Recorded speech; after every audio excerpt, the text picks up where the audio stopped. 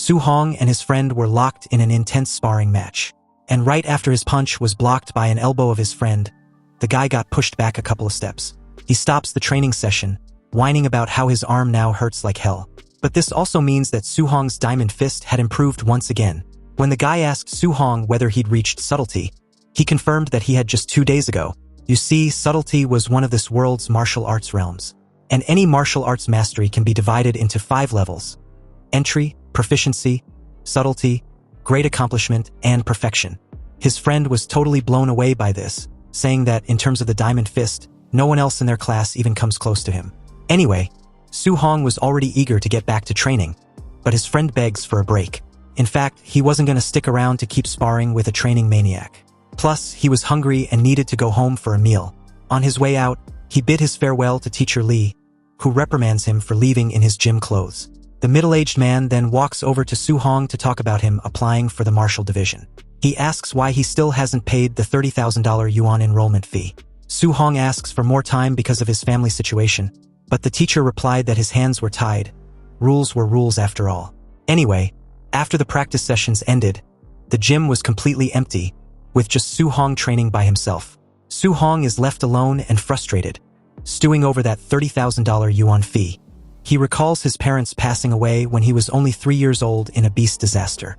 Since then, he's been living with his aunt and uncle who totally support his training. Being a martial artist was a super lucrative career since the world had been overrun by ferocious beasts. That's why Su-hong feels guilty for being a burden on them. Even though he had been training with everything he's got, Su-hong heads home to his small apartment. But from the doorway, he overhears his aunt and uncle talking about being short on rent money. They decide to prioritize their nephew's enrollment fee because they don't want to hold the boy back. To make it happen, his uncle considers stopping his health medication while his aunt thinks about getting a second job. Su-hong's heart breaks hearing the sacrifice they're willing to make for him. Even so, he snaps out of his thoughts and forces a smile before entering. When he walks in, Su-hong greets the two, and his aunt fusses at him for training late again. He offers to give his uncle a massage, but the man just tells him to get some rest. The scene then shifts to Su-hong's room. Lying in bed and thinking things over, he decides he's going to solve his problems on his own.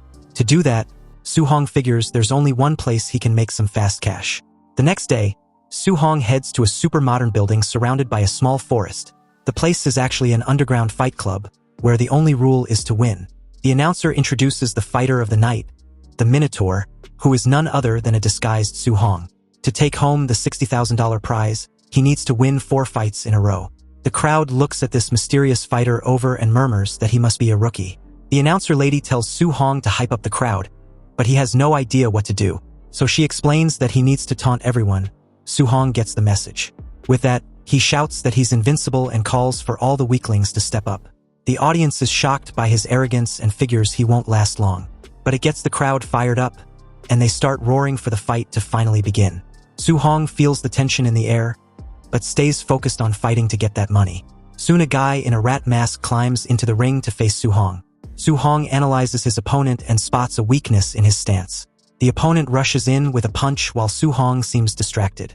Su-hong quickly raised his open fist for a lightning-fast counter against the rat mask dude. With a single well-aimed punch to his opponent's face, Su-hong shows off his power. The impact is so intense that the rat guy gets sent flying across the ring. Su-hong celebrates his first win and immediately calls for the next challenger. The crowd goes absolutely wild over the Minotaur's impressive performance. A new fighter enters the arena and says Su-hong won't be so lucky this time. Su-hong invites him to fight, thinking he can use this guy to test his strength. The opponent wastes no time and charges straight at Su-hong. But Su-hong blocks the guy's punch with his own fist, creating a huge shockwave. The opponent is stunned by his strength, but Su-hong knows he's stronger. Seizing the opportunity, he lands a solid punch right in the big guy's face. Su-hong notices that the guy put too much power into his punch, leaving his waist wide open. So, he takes advantage of the opening and delivers a powerful kick right to his side. The blow is so brutal, it sends the fighter flying clean out of the arena. And just like that, Su-hong scores his second victory in a row without breaking a sweat. He stands alone in the ring, waiting for the next opponent to step up. In a luxurious private room, a man in a suit remarks that the Minotaur is strong for an apprentice. This guy sees that the Minotaur already has 3 wins and decides to rig the next fight. At that moment, a masked fighter offers to take him on, and the boss tells him to hide his true strength. Meanwhile, Su-hong thinks beating these guys was a piece of cake with his new fist technique. He refocuses knowing he's just one more win away from the 60,000 he needs. Suddenly, he sees his final opponent. The crowd recognized the new challenger as the White Fox and was in an uproar because he was a quasi-martial artist, which was basically cheating. Su-hong knows this fight is going to be tough, but he can't even think about losing. The White Fox cracks a smug little smirk, showing he's feeling pretty confident. He tells Su-hong not to be scared because he knows his limits. With both of them in the ring, the announcer calls the final match. As soon as the bell rings, they both dash toward each other at high speed. Su-hong decides to go all out right from the first attack. He throws a powerful punch, but the White Fox stops it with an equally forceful punch of his own. Su-hong is shocked when he feels the power behind it and realizes this guy isn't just a simple quasi-martial artist. Then it hits him the guy is a real martial artist, just hiding his strength. The White Fox then calls out Su-hong for getting distracted. He unleashes a move called the Thunder Fist, landing a direct hit on Su-hong. The impact is brutal, and Su-hong feels the overwhelming power of a true martial artist. In the audience, people recognize the technique and already count the Minotaur out. The White Fox attacks relentlessly, taunting Su-hong to fight back and show his real strength. Su-hong can only defend knowing that if this keeps up, he's going to lose. He needs to find an opening to counterattack, but his opponent isn't giving him an inch. In a brief lapse, one of the White Fox's punches gets through Su-hong's defense. The blow lands right on Su-hong's face with tremendous force. The punch sends Su-hong flying to the ground, leaving him completely stunned. Lying on the floor, Su-hong's consciousness starts to fade after the attack. The White Fox steps on his mask and informs him he won't be getting a single cent of the prize money. But he makes Su-hong an offer to join them, and he'll get the money, but Su-hong refuses. White Fox then threatens him, saying he can't afford the price of refusal. Down on the arena floor, Su-hong questions their honor as martial artists. The White Fox loses his patience, seeing that there's nothing left to talk about. So, he decides he's going to finish off Su-hong so he can never fight again. The threat echoes in Su-hong's mind as he thinks about his dream.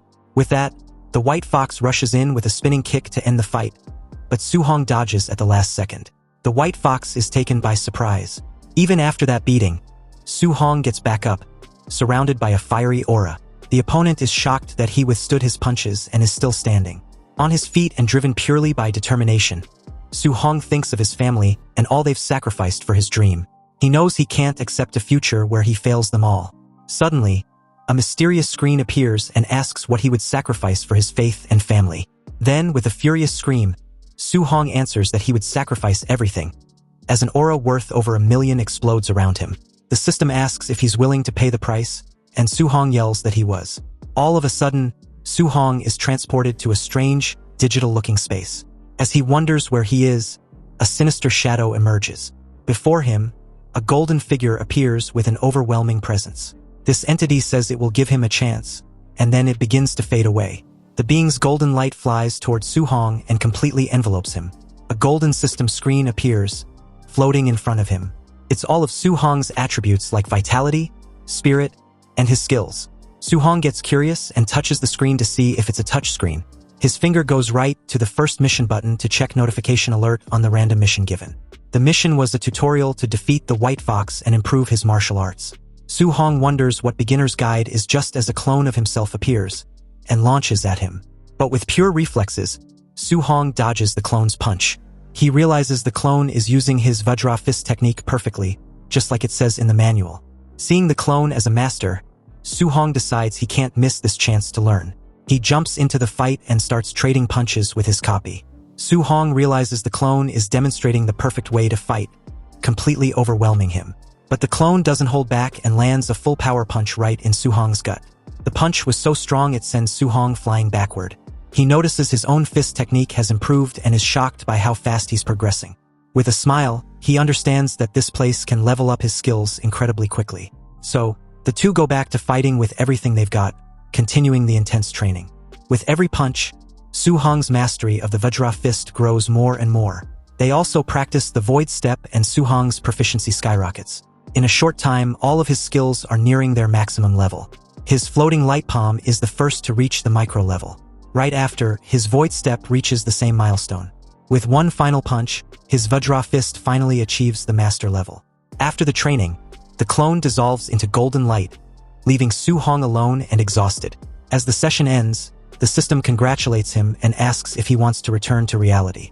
Su-hong agrees, and in that same instant, he's back in the arena, right in front of the White Fox. His opponent, annoyed by all the weirdness, charges at Su-hong with everything he has.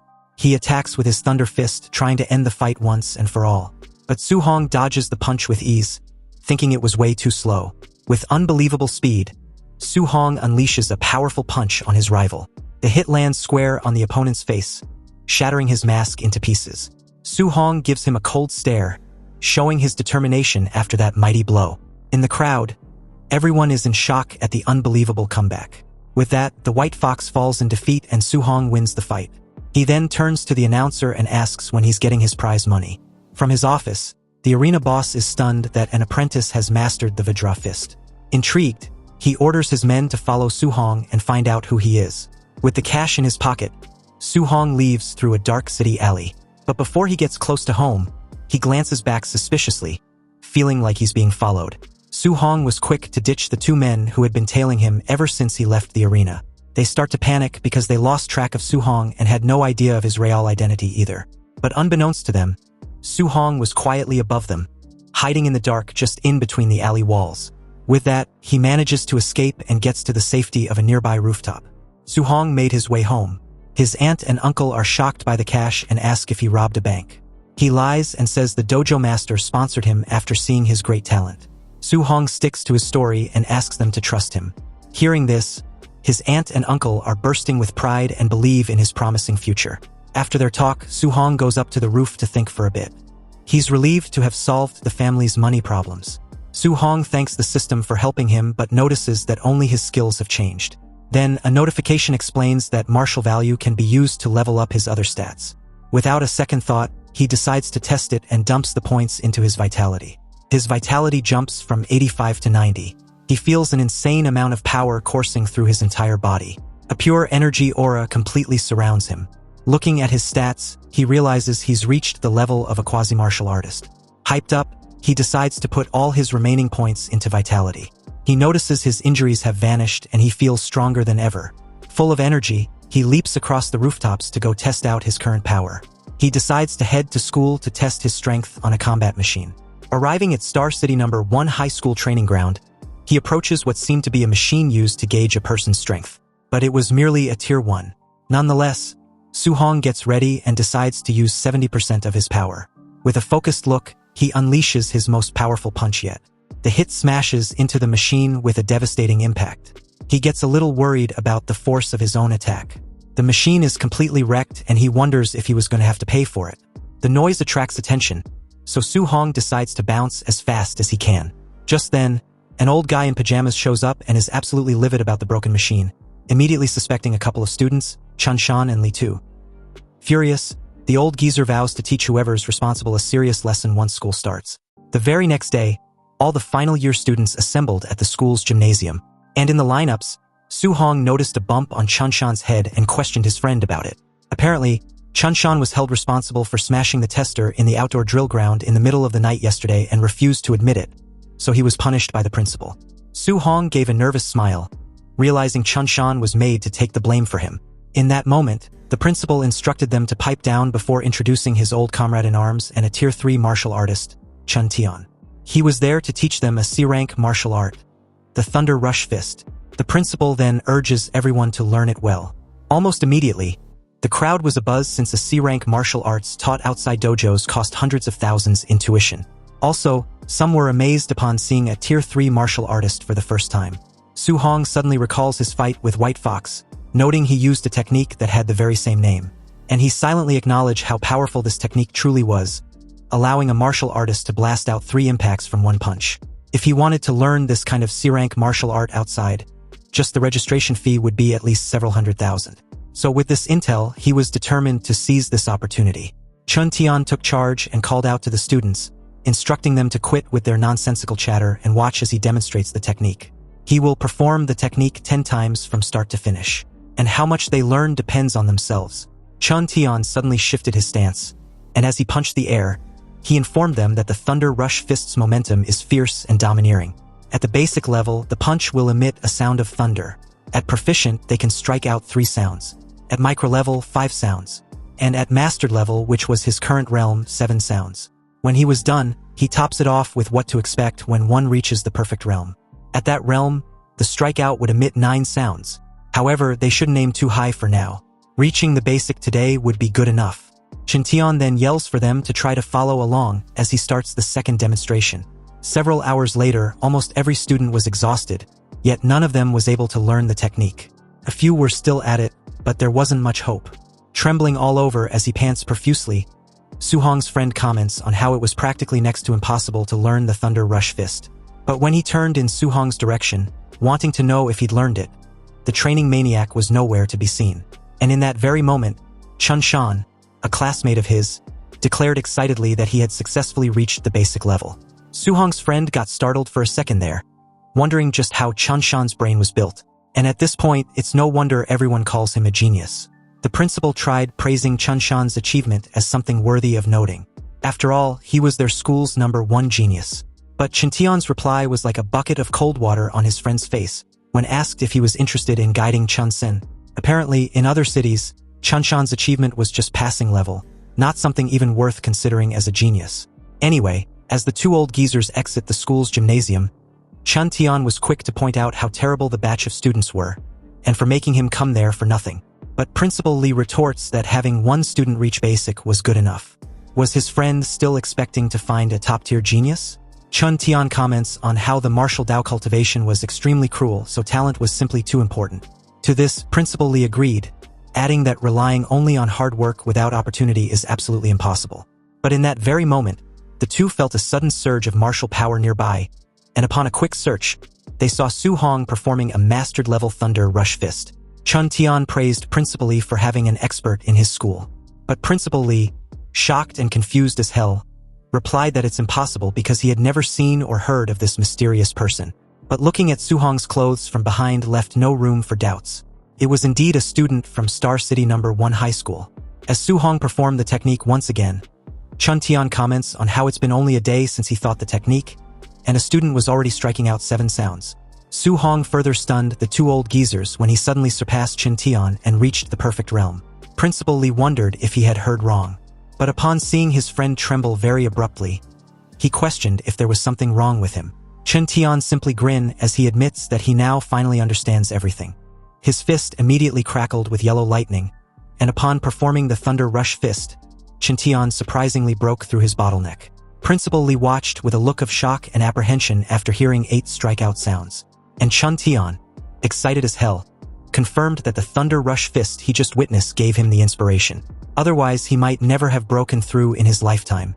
Anyway, now wasn't the time to talk about such matters. They must quickly go see who the student was. The two leaped over the fence and dashed toward the court, hoping to find out the identity of the student. But they were unexpectedly a bit too late. Su-hong, who had no idea of their presence, had left the very moment he finished performing the 9-sound Thunder Rush Fist. He was on his way to practice, totally oblivious to everything that happened. But what he didn't expect was how tiring this C-rank martial skill would be when cultivating. It even far exceeded the D-rank Vajra Fist. Opening up his system window, he was pleased to see his Thunder Rush Fist already at the perfect realm. His next step was to think of a way to earn martial values and strive to break through to martial artist ASAP. However, Su-hong didn't want to be in a life-and-death battle like last time just to obtain martial value. But he also didn't know if sparring with someone would do the trick. Su-hong arrived at his workplace, the Raging Thunder Dojo. Inside, he walked in to see several trainees practicing diligently. A brown-haired guy walked up to him and asked why he came. Obviously, to train, since that's all he thinks about. As the two were chatting, a violet-haired guy suddenly kicked another trainee to the ground. Furious, he mentions how the guy dare claim his teacher teaches badly. If his comprehension was poor, he should just admit it. Why make excuses at the expense of his teacher? Su-hong asked what the situation was really all about, and the guy filled him in since he hadn't been there lately. Apparently, that violet-haired guy's teacher was the newly arranged instructor.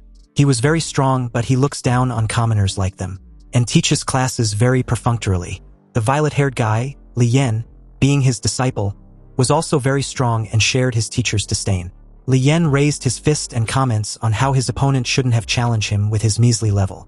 But before he could deliver his punch, Su-hong grabbed his hand and issued a warning for him to cut his assault short. Li Yan turned in Su-hong's direction and questioned who he was. If he had the guts, he should let go of him and get in the arena for a one-on-one challenge. But in that moment, the teacher in question walked in, wanting to know what the commotion was. The class was about to start. Li Yan freed himself and walked off, not forgetting to point out on how lucky Su Hong was. But Su Hong wasn't the least bit threatened and only saw how arrogant Li Yan was. Li Yan's teacher picked up a spear and informed the crowd that today was the last day he would be teaching them the Raging Sea Spear technique. His old rule was still in effect, so he would only perform it once. He then began to demonstrate the technique, moving with elegance and grace. As the bastard briefly stares at the crowd, he was so sure that none of them would be able to learn it with just a demonstration, or so he thought. Because Su Hong was not only planning to prove him wrong, but he intended on perfecting it by reaching the perfect realm as soon as possible. His eyes followed every small detail in the middle-aged guy's movements, and after the demonstration was over, the arrogant bastard drops his spear and walked off with Li Yan in tow. He informs them that he was done, and how much they learned depended on themselves. The crowd grew furious by this, claiming his teachings were a scam. How the hell were they going to learn anything from just one demonstration? And what's more, the back row couldn't even clearly see the demonstration at all. On the other hand, Su Hong seemed to have grasped the core concept of the spear technique, which was the spear being like a flood dragon treading the sea, and the momentum like endless giant waves. Su Hong took his stance and started performing the technique with ease. The fluidity in his movements dazzled the stunned crowd as they began to wonder just what kind of martial arts prodigy he was. Or is it that they were just too stupid to comprehend the technique in one demonstration? Su Hong's movement left no doubts that he hadn't just learned it, but probably mastered it as well. Li Yan heard the noise and came back to the training hall, questioning what the commotion was for. But upon hearing that someone had learned the technique, he asked who. The crowd simply made way as he watched Su Hong perform the Raging Sea Spear technique with ease. Now, even though Li Yan was stunned to see this, his expression remained the same. He decided to test Su Hong's depth on the technique, believing it would be interesting if he was really a genius.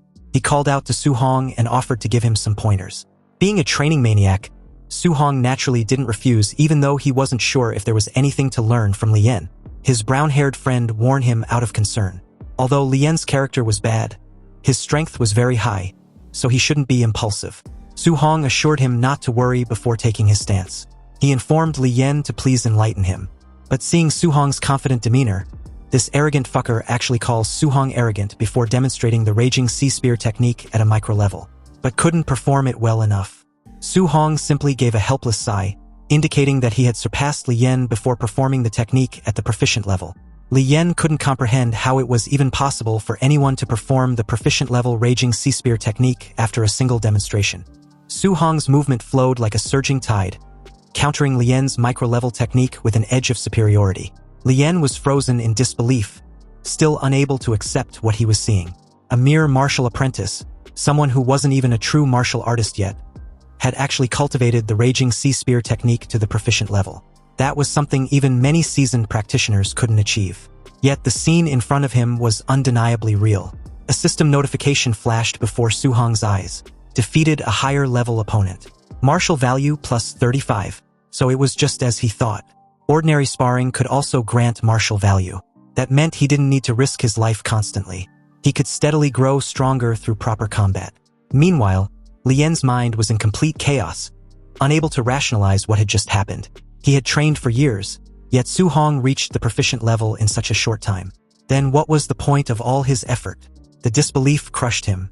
Su Hong calmly withdrew his spear and walked off, believing the match was over. But it seems Li Yan had other ideas. Unable to accept his defeat, he charges towards Su Hong. But before things could escalate further, the instructor arrived.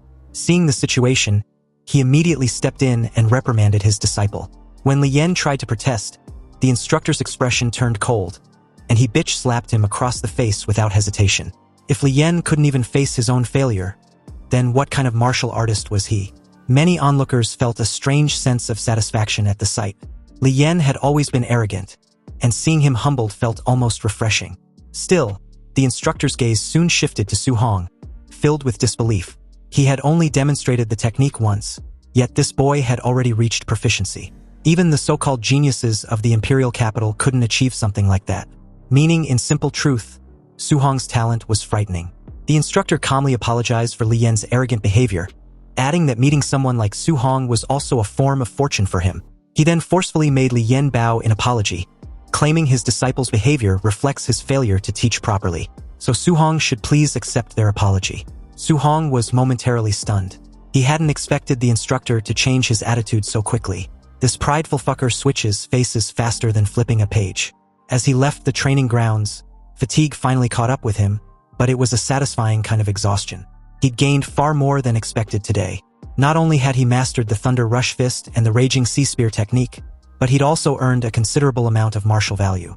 As his thoughts drifted to the campus of Star City No. 1 High School, he quietly reviewed everything in his mind. The entrance examination was coming soon. The wealthy students were already preparing high-grade alloy weapons. If he wanted to compete, he needed one too. The feel of the spear still lingered in his hands. Su-hong decided to use the spear from now on, but he needed to find himself a proper alloy spear and fast. Su-hong also realized that the little money he had wasn't even enough to cover his aunt's medical expenses, let alone buy an alloy weapon that cost 69,800 yuan. Still, he refused to give up. There had to be another way. Just then, an announcement broadcasted from a television nearby drew his attention. It was about ferocious beasts which were appearing more frequently in the wilderness, and the city lord was recruiting martial artists to hunt them, offering generous rewards. Hearing this, Su-hong immediately understood. This was the opportunity he had been waiting for. Later, at home, his aunt was still busy as always. She told her man he shouldn't be working so hard, reminding him that Su-hong had already given them money not long ago. The uncle, however, said that as long as he could still work, he wouldn't rely on Su-hong, insisting on earning what he could himself. When Su-hong came in, he greeted them warmly. He told them to rest and let him handle things, saying that he could make money now. His uncle laughed and said that although it sounded nice, he couldn't just sit idle. He would still earn a little for daily expenses. His aunt smiled as well, saying they needed to save as much as possible so Su-hong could focus on cultivating in the future. Hearing all this, Su-hong felt a tight ache in his chest. His uncle and aunt had lived frugally for so long that unless he could truly earn enough for them to live without worry, they would never stop pushing themselves. That very night, sitting on the rooftop, he opened his status panel once more. He knew the wilderness was dangerous, and if he wanted to go there safely, he needed more strength. He decided to invest everything he had into improving himself. As he poured his remaining martial value into his vitality, a powerful sensation surged through his body. His blood roared, his muscles tightened, and his aura grew denser and more oppressive with every increase. The number continued to rise until it finally stopped at 95.2. Meditating beneath the night sky, Su-hong could feel the power coursing through him. His presence alone now carried the faint pressure of a ferocious beast ready to be unleashed. Su-hong silently noted that his vitality had reached 95.2, just one small step away from truly becoming a martial artist. 2 days later, late at night, he lay on the floor of the training hall, completely exhausted. Every part of his body ached, but his eyes were bright. His martial skills had all reached completion. The Thunder Rush Fist, the Raging Sea Spear, the Vajra Fist, and the Floating Light Palm were all perfected. He let out a long breath, thinking that he had finally done it. 2 full days of non-stop cultivation had paid off. Now it was time to move on. The next morning, he set out for the Star City Martial Artist Base. When he arrived, he couldn't help but pause in amazement. Even though he'd seen this place countless times on the news, standing here in person felt completely different. Martial artists were everywhere, filling the streets with a powerful presence. As he walked forward, his eyes swept over the pamphlet in his hands. Unranked Ferocious Beast cost 300 blue star coins, but a Tier 1 initial stage Ferocious Beast cost 1,000 blue star coins. Then a Tier 1 mid-stage cost 3,000 blue star coins, and a Tier 1 high stage cost 5,000 blue star coins. Reading the list, Su-hong frowned slightly. The rule beneath it stated that only the left ear of the beast would be accepted as proof. Without it, no reward would be issued. Su-hong was surprised by how crude and primitive the system was. Nearby, he noticed a young man at the counter telling the receptionist to help his calculate how much his hunt was worth. The man was carrying a sack that clearly contained severed beast ears. But just then, a commotion broke out at the entrance. Someone shouted for people to move aside, saying that young Master Yi had arrived. The crowd parted instinctively. Su-hong glanced over and immediately noticed the arrogant figure striding in. Something about the young blonde felt strangely familiar. His brows furrowed. That presence, it reminded him of White Fox from the underground arena. Anyway, whispers suddenly broke out around Su-hong, calling the young guy a poser, and claiming that if it weren't for his uncle being in charge as the base director, he'd have been beaten to death long ago. Another added that he heard the arrogant blonde got beaten up badly a few days ago. Though the rest were a bit taken aback by this news, they also believed it serves that arrogant prick right. And it's no wonder he's been keeping such a low profile lately. Su Hong listened quietly, then looked up again, his eyes meeting the other man's for a brief moment. Recognition flickered between them. The air subtly tightened. Su Hong couldn't help but think that the real danger wasn't just the ferocious beasts out there, but people as well. He reminded himself to stay cautious no matter what. As he was heading out, a guard glanced at him and commented, saying he looked young, and asked if this was his first time going into the wilderness alone. Su Hong just gave a short response and kept walking. Behind him, that person shook his head and muttered that it was another ignorant kid rushing to his death.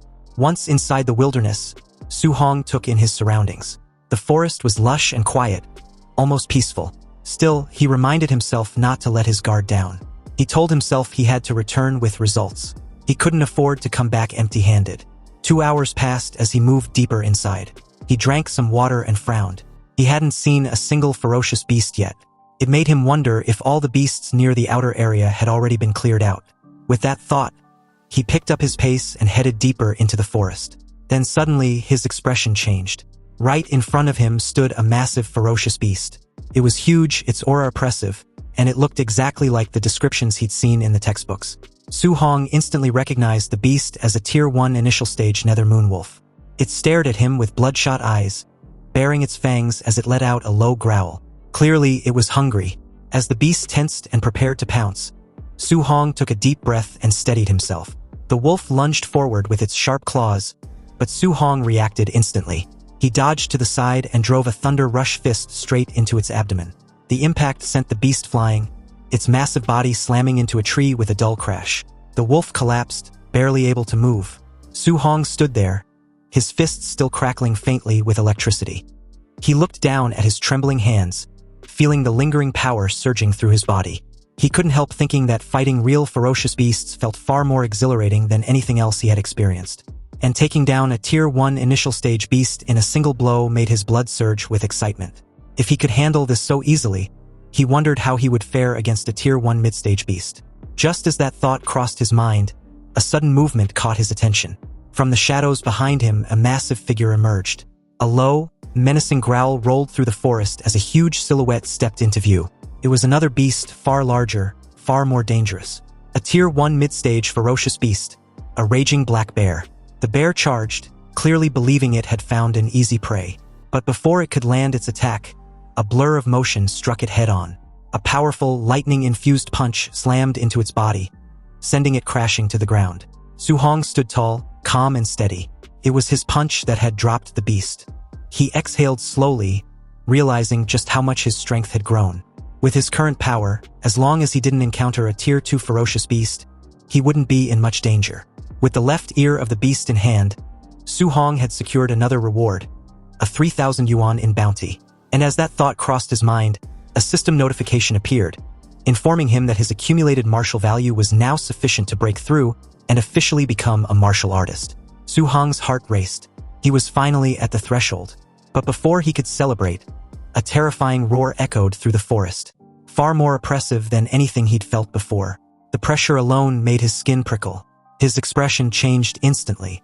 He turned toward the source of the sound, eyes narrowing. Whatever had made that roar was far stronger than anything he had faced so far. Curiosity and caution battled in his mind, but in the end, curiosity won. He moved carefully toward the source. Soon, he reached a massive rock formation and climbed up to get a better look. What he saw made his eyes widen as his breath also hitched. Below was a colossal figure, a massive black-scaled serpent facing a group of hunters. This was a Tier 1 late-stage ferocious beast, the black jade python. Its body was enormous and its aura was terrifying. Nearby, the hunters already fighting it were clearly losing badly, and one by one they were sent flying, completely overpowered. Su Hong stared at the scene, his heart pounding. This was on an entirely different level. He instinctively felt a sharp sense of danger. Almost instantly, he leaped aside, and it was the right call. The massive beast struck where he had just been standing, the spiked tail slamming down with terrifying force. But the creature clearly wasn't satisfied. It hated that its prey had escaped.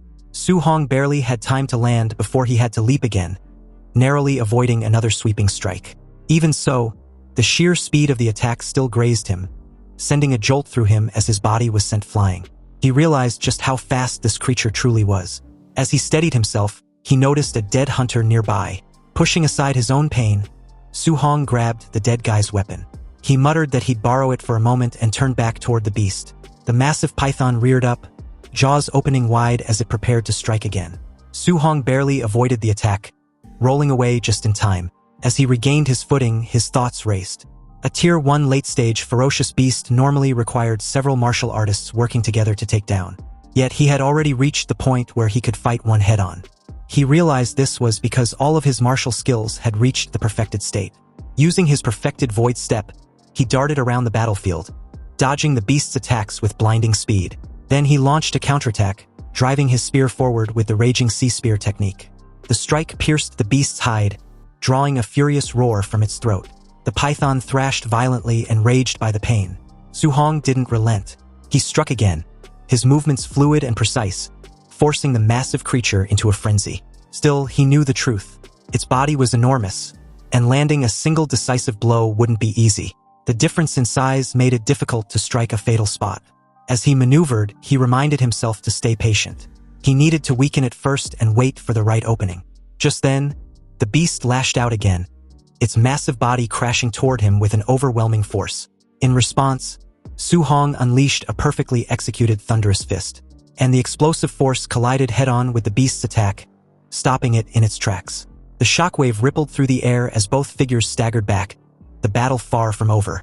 Su-hong knew that once he landed a successful strike, he couldn't afford to linger. He had to immediately pull back, widen the distance, and look for another opening. One mistake would be fatal. That was the price of facing a creature like this. He could feel his breathing growing heavier with every exchange. Fighting this way was exhausting, but it was also the safest option he had. Still, as the battle dragged on, even he could sense his stamina starting to dip. At the same time, the black jade python wasn't faring much better. Its movements were becoming sluggish, its breath rough and uneven. Su-hong realized that the beast was also nearing its limit. Just a little more, he thought. If he can keep this up a few more rounds, he can finish it.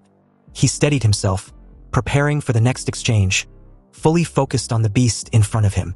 Then, without warning, a dangerous chill ran down his spine. Something was wrong, and before he could react, a violent force slammed into him from the side. The impact sent him flying, his body crashing hard against the ground. His breath was knocked out of him in an instant. He forced himself to roll over, shaken all over as the impact seemed to have rattled his bones. He realized too late that he'd been ambushed. Struggling to his feet, he demanded to know who it was. Then, ahead of him, several figures stepped forward. Su-hong's eyes narrowed as he recognized the group. His heart sank slightly. The leader of the group, that arrogant blonde, laughed loudly, clearly enjoying the situation. He mocked Su-hong, asking how it felt to be caught off guard, and suggested that perhaps he should hand over the black jade python instead. Trouble had truly arrived, and now Su-hong was facing not only a wounded but still dangerous ferocious beast, but also a group of hostile martial artists. When the blonde guy first saw Su-hong daring to leave the city alone, he thought for sure he would die out there. But never did he expect Su-hong's luck to be this good. Not only was he not dead, but he also found a critically injured black jade giant python. As the blonde shifted his gaze to the ferocious beast nearby, it was on the verge of death. Meanwhile, Su-hong was quick to catch the implication of what the guy just said. Since he claimed Su-hong found the black jade giant python already close to biting the dust, it meant the group had just arrived and believed him to be weak. All 5 of them are martial artists and they have the numerical advantage. Obviously, it would be damn near impossible for Su-hong to fight them head-on, especially with his current state. Anyway, while he was still in thoughts, the muscle brute launched at him, questioning why he hadn't scrammed yet like his young master Yi ordered. Was he deaf? The black jade giant python now belongs to his young master. Pissed off, Su-hong's expression suddenly turned dark, his fist crackling with electricity and a faint red aura. He angrily declared that the muscle brute only managed to push him back earlier because of a sneak attack. And now he foolishly believed he was incapable of beating him and his team. Su-hong meets the incoming fist with a punch of his own, and as the two collided with a thunderous clash, the muscle brute was stunned to discern his opponent's terrifying strength. He had no time to dodge the next punch, which followed almost immediately after the clash, striking him right in the face. The force of the punch shattered his mask, revealing his widened eyes as he was put to sleep permanently. The rest of the team watched the musclehead got dropped with just a punch. Then the young master commends Su Hong for his excellent execution of the Vajra fist. Sure enough, Su Hong was definitely the Minotaur from the underground arena. A visible bead of sweat rolled down Su Hong's cheek as he also confirmed the blonde to be indeed White Fox. Young Master Yi partially covered his face with a hand, admitting that Su Hong was the first person to bring him such humiliation in front of so many people. The rest then charged towards Su Hong the very second their young master gave the order. They were to kill him, but before the three could gang up on Su Hong, he grabbed the borrowed spear and made a run for it, leaping over the small cliff and sprinting into the forest. And by the time the group made their way inside the forest, they lost sight of him. Anyway, since the woods ahead were dense, it was easy to get ambushed, so one of them warned the rest to be careful. But another in a red jacket retorts that there were so many of them so they can't actually be afraid of just one guy. In that precise moment, Su Hong appeared behind him like a phantom, and upon turning to see just a brief silhouette of him, he swiftly got dropped with a heavy punch, blood gushing out of his nose and mouth in his unconscious state. Young Master Yi cursed at the gruesome sight, silently wondering how Su Hong was so fast. The remaining three immediately placed their backs against each other, covering their blind spots. The hooded guy of the three calls out their leader, pointing out that Su Hong had used the thunderclap fist, and the echoes were 9, meaning it was at perfection, something that even rank 3 martial artists fail to do. But the blonde immediately tells him to pipe the fuck up. Inwardly, he was freaking out just like the ponytail guy, realizing that Su Hong had perfected his Vajra fist and thunderclap fist. He couldn't comprehend how it was even possible. Meanwhile, on a tree branch nearby, Su Hong watched the three silently. If he hadn't just tangled with the giant python and consumed too much of his vitality, he could have crushed the entire group head-on. Now, he can only look for opportunities to defeat them one by one. He suddenly threw his spear at them, not aiming at any of them exactly, but created the needed distraction upon landing. Su Hong used this brief opportunity to launch towards the weakest link of the three, the ponytail guy. He kneed the guy in the face, crushing his skull as blood splattered in several directions. The remaining two couldn't even catch the silhouette of Su Hong before seeing another teammate drop lifelessly on the ground like the others. And at this point, the hooded guy could no longer keep his cool. He started freaking out, suggesting they get the hell out of there because Su Hong was way too strong. But the young master dismissed the very idea, questioning if his teammate was kidding him. He planned on killing Su Hong right then and there, no matter what. Su Hong suddenly started encircling them, darting on the tree stems and branches at a terrifying speed. The blonde was in the middle of telling the hooded guy something when Su Hong's silhouette flashed in between them, and along with it, the hooded guy's head being crashed into the ground with a reverberating thud. The young master gritted his teeth in fear and confusion. Still mind-boggled, he cursed, unable to make sense of how much stronger Su Hong had gotten in just a few days.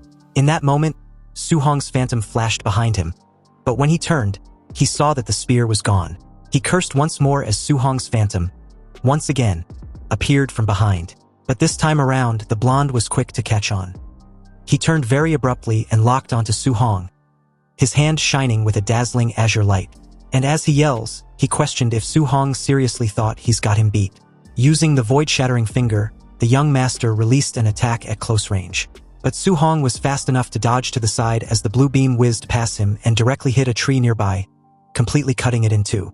As the tree falls, the young blonde started a frenzy attack, releasing the void-shattering finger in any direction he believes Su Hong might be. Meanwhile, as Su Hong darts around, he was amazed at such power being released and deduced the martial skills level not to be low in any standards. He also wondered whether it was B-class. But then the blonde guy suddenly made the dumbest move yet. He informed Su Hong that he'd memorized his face, so if he dare harm him once he gets back, he will definitely kill his whole family. And just like that, as if a switch had been flipped on within Su Hong, he spared no time charging towards the blonde idiot, who was saying that his uncle was a supervisor at the martial artist base. But he didn't even get the chance to finish off his threat, and was cut mid-speech as Su Hong suddenly appeared behind him with his thunderclap fist. He stated that he liked the idiot better when he was acting all high and mighty just now, but he made a fatal mistake threatening his family. The fist connected directly with the blonde's face, trashing him across the forest, then back of the cliff. The idiot crashed heavily onto the ground, creating a small cloud of dust and debris. As the dust settles, Su Hong approached him, his expression and aura like that of a ferocious beast. He reiterated that the blonde shouldn't have used his family to threaten him. Brutally battered and bleeding all over, the young master asked once again how Su Hong got so strong. It was impossible because he clearly wasn't even a martial artist. What exactly was he? The guy was deeply enraged by Su Hong that he didn't notice the black jade giant python looming over him like a grim reaper. And by the time he realized and turned, it was too late. In one swift motion, the black jade giant python swallowed him whole. Su Hong raised his spear and took on a fighting stance. He realized that he'd spent too much time fighting the group, thereby allowing the black jade giant python to recover its stamina. The three were extremely frustrated after getting beaten up so badly. The red jacket guy cursed and said that Su Hong was too weird, and another, the hooded guy, asked where their young Master Yi was and wondered if Su Hong had finished him off. Suddenly, they noticed Su Hong rushing straight toward them again and immediately braced themselves for another fight. The red jacket guy shouts that the brat finally came out, while the ponytailed guy added that he won't spare him this time. But Su Hong wasn't interested in fighting them at all. He keeps charging towards them with the black jade giant python in tow. It looks extremely angry, and in that moment, none of them can say a single word. The python immediately attacked, but Su Hong leaped aside with his spear in hand. Unfortunately, with the exception of the red jacket guy, the other two failed to react in time and got munched on in one strike. A notification appears, saying that Su Hong had gained 30 martial value for indirectly killing the two martial artists. The python then attacks the red jacket guy, who also fails to escape in time. Another notification appears again, saying that an opponent martial artist was indirectly taken down and 30 martial value was gained. Su Hong was a little surprised by this and thinks that he didn't expect to gain martial value in this way as well. And after going through so many battles, Su Hong's martial value was enough for him to break through and become a martial artist. However, the python attacked him once again. Su Hong leaped up once more to dodge the sweeping tail. He moves rapidly through the trees, which only frustrates the python further. No matter how hard it tries, it just can't catch him. While running, Su Hong keeps thinking that it would be perfect if he could find a safe place to break through. Then, as he moves forward, he suddenly spots something ahead. A small cave. It's exactly the kind of place he was hoping for. Somewhere he could stay safe from the python's attacks and focus on increasing his own power. As he spots the cave, he immediately heads toward it. The python is still right behind him, and just as it's about to strike again, Su Hong jumps straight into the cave. The python follows and tries to force its way in, but its massive body gets stuck at the entrance. All it can do now is roar in frustration while Su Hong calmly looks at his system. He checks his stats and sees his name, Su Hong, with vitality at 96, spirit at 23, physique listed as mortal body at 3%, and his martial skills all at the perfect level, including Raging Sea Spear Technique, Thunder Rush Fist, Vajra Fist, Floating Light Palm, and Void Step. His martial value is at 504. He immediately starts tapping the system non-stop, telling himself to go faster and faster.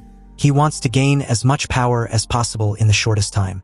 He focuses on vitality, tapping again and again, feeling it surge through his body. He thinks that his whole body feels burning hot, like magma is flowing through his veins instead of blood. Soon, his vitality reaches 100. Even the python seems to sense that something terrifying is happening. At that moment, a notification appears saying he has broken through to Tier 1 martial artist. Su Hong thinks that he has finally become a real martial artist. He clenches his fist as aura surges through his body, looks at the python, and says that now it's his turn. The python feels genuine fear and tries to pull back, wanting to escape. But Su Hong doesn't give it the chance. He gathers his strength and throws an extremely powerful punch. The python, trapped in the cave, can't escape in time. The punch slams into it, and all it can do is roar as it's sent flying through the air. Can't believe how strong Su Hong has become in such a short time. But Su Hong isn't done yet. He forms another fist and launches another Vajra fist attack, jumping onto the python's tail and using it as a foothold. He pounds it into the ground with continuous punches. Smoke fills the area, and when the dust finally settles, Su Hong is standing triumphantly on top of the giant python. His martial value increases by another 92, and Su Hong says that even though the giant python was already heavily injured, he can now face its attacks head-on. Then, as he sits there, he wonders about the reward and says that hunting ferocious beasts usually requires cutting off the left ear to exchange for money. But snakes don't have ears, so he doesn't know what to do. After thinking for a moment, he decides to forget about it and just hurry back. As he starts moving away, the forest is now completely quiet. Only traces of destruction remain, and all the chaos from earlier is gone. Su Hong keeps moving forward and looks at the idiots who tried to gang up on him and ended up like this. He says that they got off easy. While walking, he thinks about whether he can find that high-level martial technique the other guy used. Soon, he notices something and says it's the void-breaking finger. He comments that this is really interesting. He decides to stay near the cave for a while, lighting a fire and sitting beside the python's body. He starts studying the technique and says that he has already memorized the entire introductory cultivation method for void-breaking finger.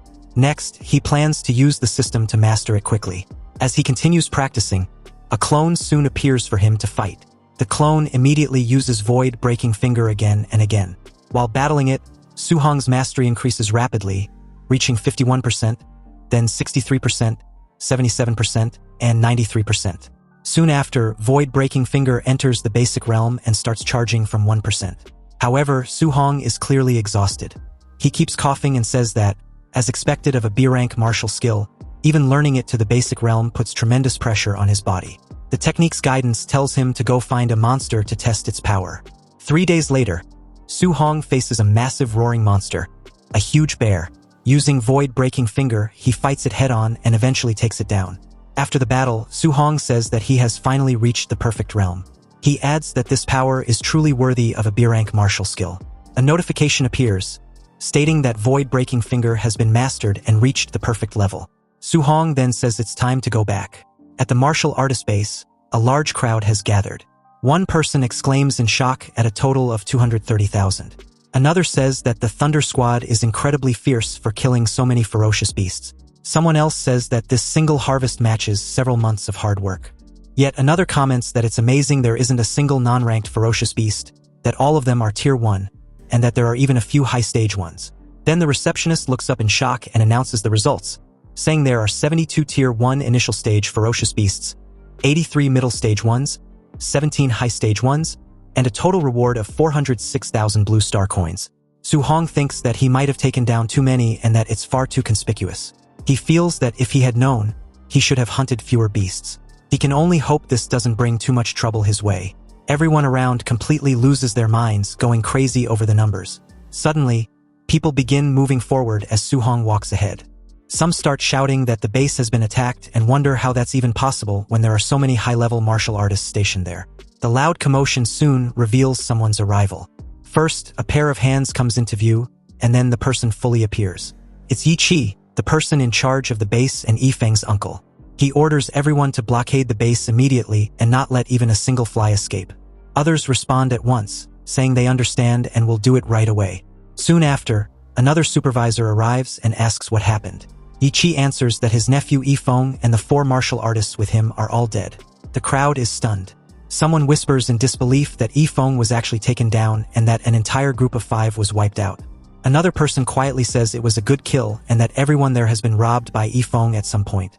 Someone else adds in a low voice that if not for Yifeng's background, he would have been dealt with long ago. Another mutters that the coward has finally been taken down. Yi Chi then announces that a B-rank martial skill on Yifeng's body is missing and orders that all martial artists be searched. He says no one is allowed to leave until all suspicions are cleared.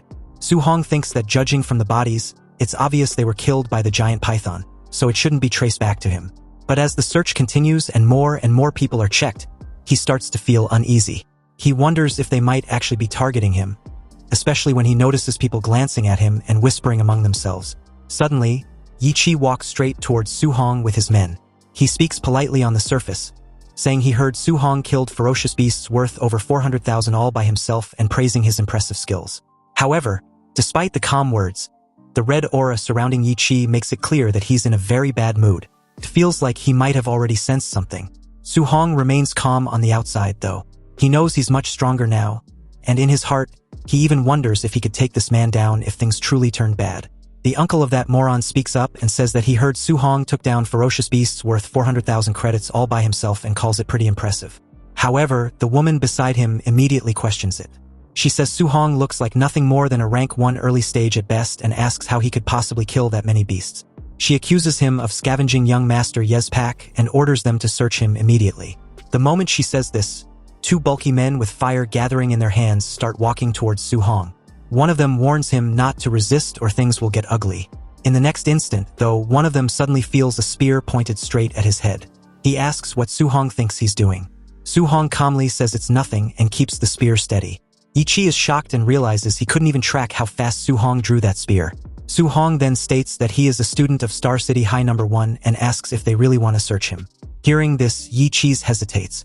He thinks about how the principal of number 1 is famously protective of his students and not someone to offend lightly. At the same time, Su-hong is still highly suspicious. If the kid truly hunted all those beasts, then he's a genius. But if they're wrong and offend him, it won't be worth the trouble. He places a hand on one of the men, signals them to stop, and steps forward. He explains that his nephew was attacked and their family's secret technique was stolen, so he must find the culprit. He says he hopes Su-hong will cooperate. Su-hong responds that he only hopes they aren't accusing the wrong person. Yi-chi then offers 10,000 credits as compensation for the search and asks if that's acceptable. Su-hong counters with 30,000, thinking to himself that Yi-feng was killed by the giant python and that as long as they don't find the technique, they can't pin anything on him. Yi-chi agrees and accepts the deal. Su-hong opens his arms and allows the search. As they check him, the woman goes through his bag. During the process, Su-hong tells them to search carefully because he doesn't want any false accusations hanging over him. When the search is finished, the men report that there's nothing there. Yi-chi nods and orders them to give Su-hong the 30,000 credits and let him go. Su-hong thinks to himself that it's a good thing he cleaned everything up or he would have been in serious trouble today. Yi-chi then turns to the others and tells them to keep searching, saying that no one is allowed to leave until all suspicions are cleared. As Su-hong walks away, he thinks about his next steps. He plans to go shower and change, then head to the Martial Artist Association to register for the assessment. He knows he needs to get his hands on a guidance technique as soon as possible. Then at the Martial Artist Base's underground hotel, Su-hong checks his system and says that he has 534 martial points and didn't expect it to be that much. He says he's been so focused on training the world-shattering finger and hunting beasts these past few days that he never got the chance to use them. The status shows his name is Su-hong, vitality at 103+, spirit at 23+, physique at mortal frame 6%+, and martial arts including void-shattering finger, raging sea spear technique, thunderclap fist, vajra fist, floating light palm, and void step all at perfection. His martial points stand at 534. Looking at everything, Su-hong thinks that rank 1 early stage requires 100 vitality, while rank 1 mid-stage needs 200 vitality. He calculates that if he dumps all his martial points into vitality, he can increase it by 53.4, leaving him only about 40 points short of mid-stage. But he also realizes he hasn't upgraded spirit or mortal frame yet and wonders what effects they might have. He looks again and notes that his spirit is 23 and his mortal frame is at 6%. He thinks that he has plenty of martial points anyway, so he might as well see what happens. He starts upgrading his spirit, watching it rise by 0.1 again and again. After the upgrade, he says he doesn't really feel any different after raising his spirit. Next, he begins increasing his mortal frame by 0.1 repeatedly. This time, he immediately feels the change and says the strength increase is obvious, deciding to add some more. Soon, his martial points drop to 0. He then says that's enough for mortal frame and decides to put 200 martial points into vitality. After doing that, his physique shows mortal frame at 36.1%. He then says he'll dump the rest into spirit. As he does, a huge surge of red aura erupts around him and he says it feels like he has an endless supply of power welling up inside. After a while, his body gradually returns to normal. He lets out a breath and says he's glad he's back to normal because he wouldn't know how to explain it to people if he stayed stuck in that muscle-bound form. 1 hour later, at the Star City Martial Artist Association, a large complex surrounded by many tall buildings, Su-hong arrives and says he's there for the martial artist assessment. At the reception, the woman tells him that's fine and says a staff member will take him there shortly. Then, as a staff member leads him along, the staff member says that Su-hong is quite young and asks if this is his first time taking the assessment. He explains that to pass as a rank 1 martial artist, vitality needs to be at least 100 and combat power has to be over 1,000, and then wishes him good luck. Su-hong thanks him. Nearby, a few people start commenting quietly.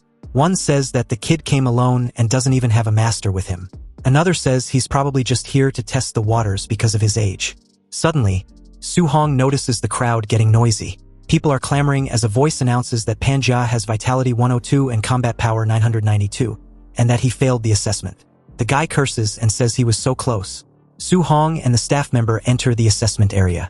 A moment later, another announcement says that Li Ming has vitality 105 and passed, and that he will proceed to the combat power test. Li Ming is taken to a punching machine and throws a powerful punch. When the number shows 1763, he passes immediately. Someone comments that a combat power of 1763 is almost at the level of a rank 1 mid-stage martial artist. Another person asks if Jiang Ming from Raging Thunder has a disciple named Li Ming. Someone else realizes that Li Ming is Jiang Ming's disciple and says it's no wonder he's such a genius, especially since he was using Thunderclap Fist. Su Hong hears this and thinks that he thought Jiang Ming's disciple was Li Yan, wondering just how many disciples that man has.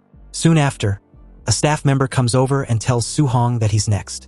As Su Hong steps forward for the examination, the guy before him thinks to himself that he's taking the assessment at this age because he's a genius. He admits that Su Hong is rare for being the same age, but still wonders how Su Hong could possibly compare to him. Suddenly, the crowd erupts in shock. People start shouting in disbelief, with some asking if the vitality tester is broken and how someone's vitality could be that high. The arrogant guy turns back in shock as the staff announces that Su Hong's vitality is 123 and that he has passed. The man mutters that it's impossible. He quickly tries to calm himself down, thinking that high vitality doesn't mean everything and that combat power is what truly matters. He still hopes that, at the very least, he can be number one there. Then the staff officer announces that the combat power test is beginning and Su Hong is led to the punching machine. As Su Hong prepares to punch, he thinks that he has already advanced to a martial artist and upgraded his physique, so his strength has increased massively.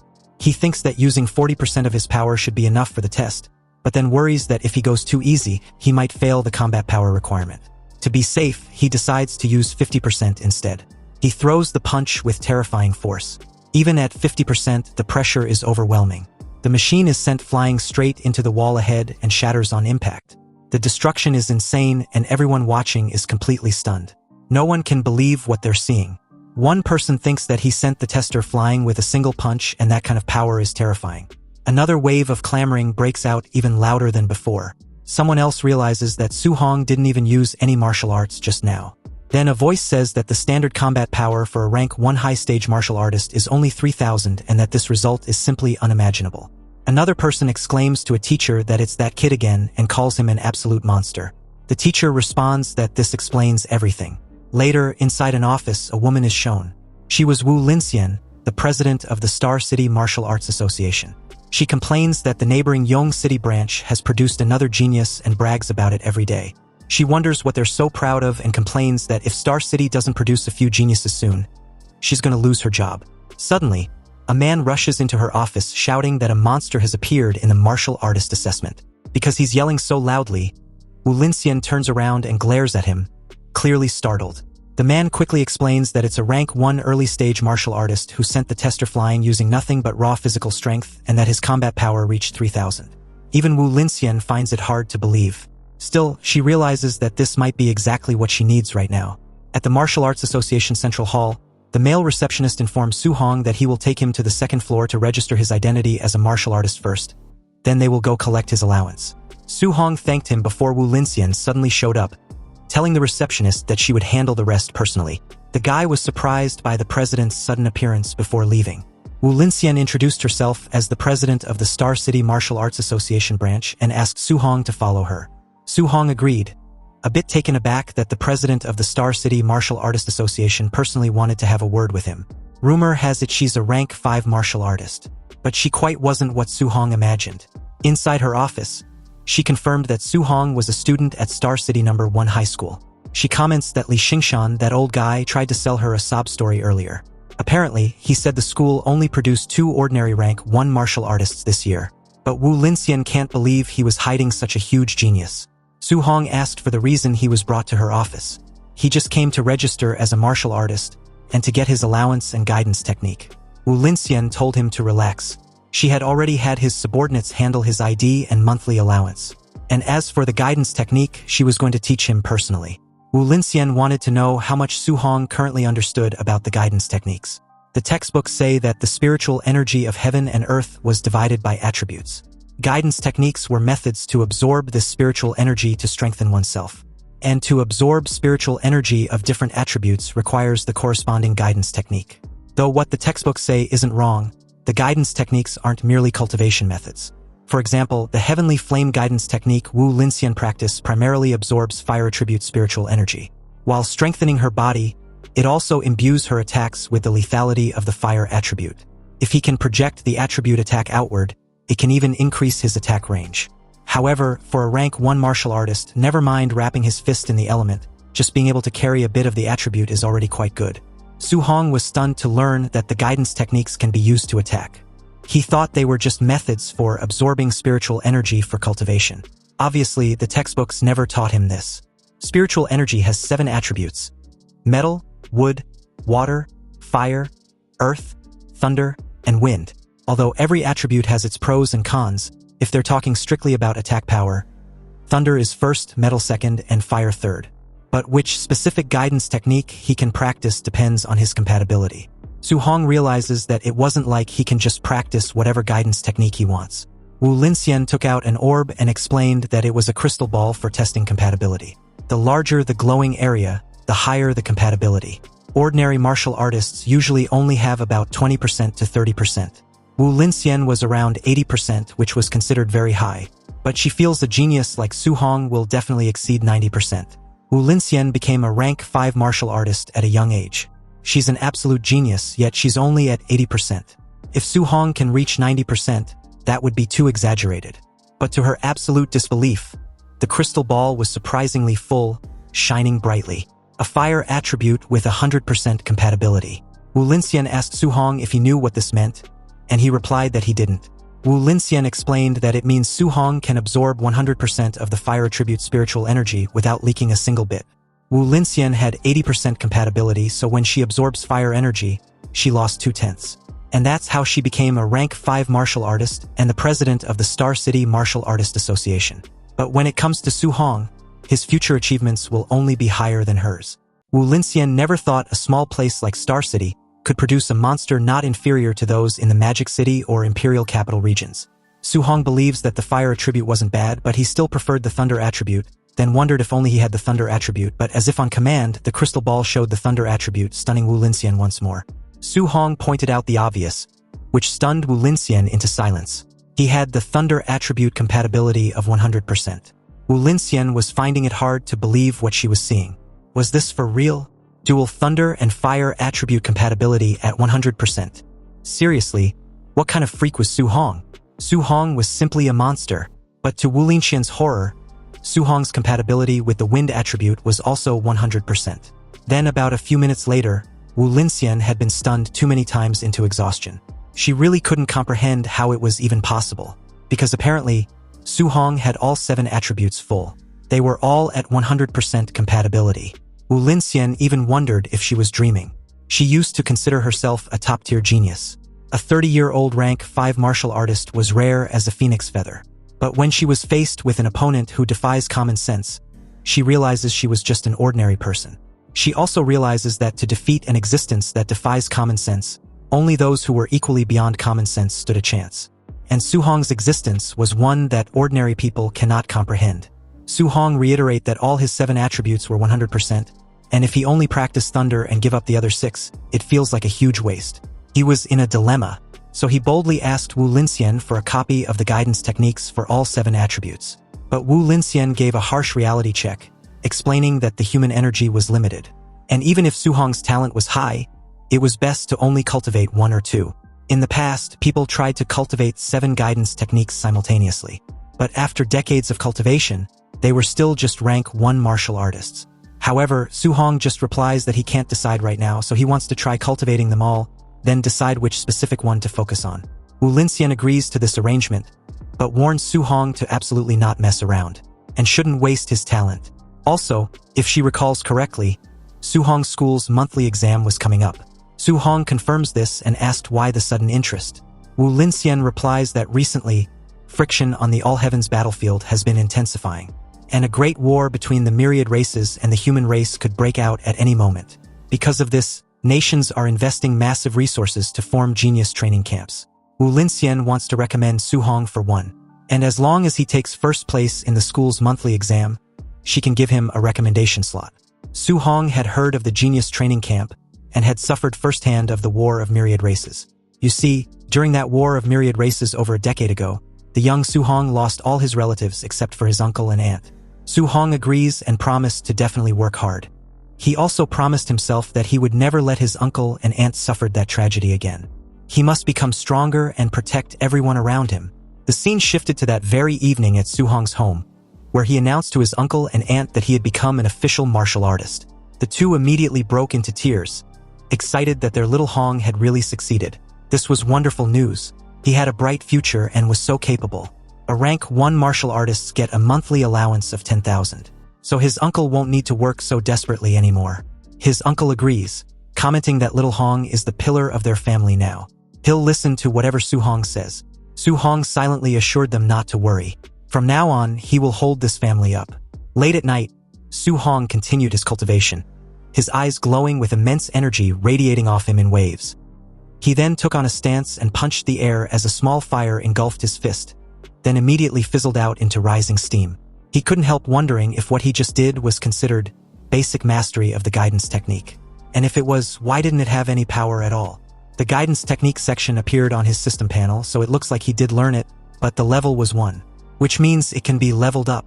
Wu Linxian didn't mention this, but if the guidance techniques had levels, she definitely would have told him. Su Hong was left wondering if the guidance technique can only be leveled up by him using the system. Su Hong stared seriously at the glowing blue panel. He wondered how to upgrade guidance techniques and if they improved the same way as martial value. As he touched the window, a red warning flashed, insufficient martial value. Su Hong sighed. He decided to cultivate the other guidance techniques first and figure out how to earn more martial value later. He sat cross-legged on the rooftop, surrounded by books. Flames of spiritual energy burst around him, lighting up the area. Hours later, Su Hong's inner view showed 7 glowing points of spiritual qi. Each point represented a different technique, like thunder, water marsh, thick earth, and spirit wind. The 7 different attributes pushed against each other. Su Hong gritted his teeth, sweating. He understood why President Wu said a genius cultivating 7 techniques stayed tier 1 for decades. He continued to channel the power, trying to control the energy as flames rose around him.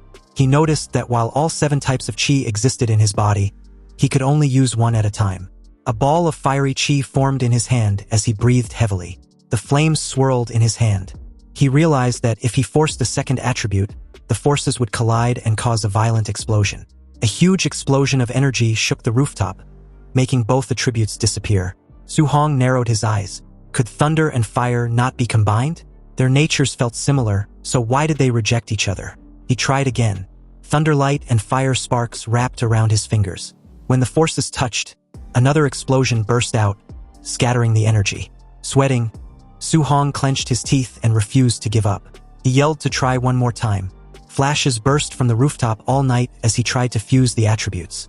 At dawn, the building still glowed faintly from the sparks of Su Hong's non-stop training. Breathing heavily with sweat running down his face, he told himself he just needed a little more.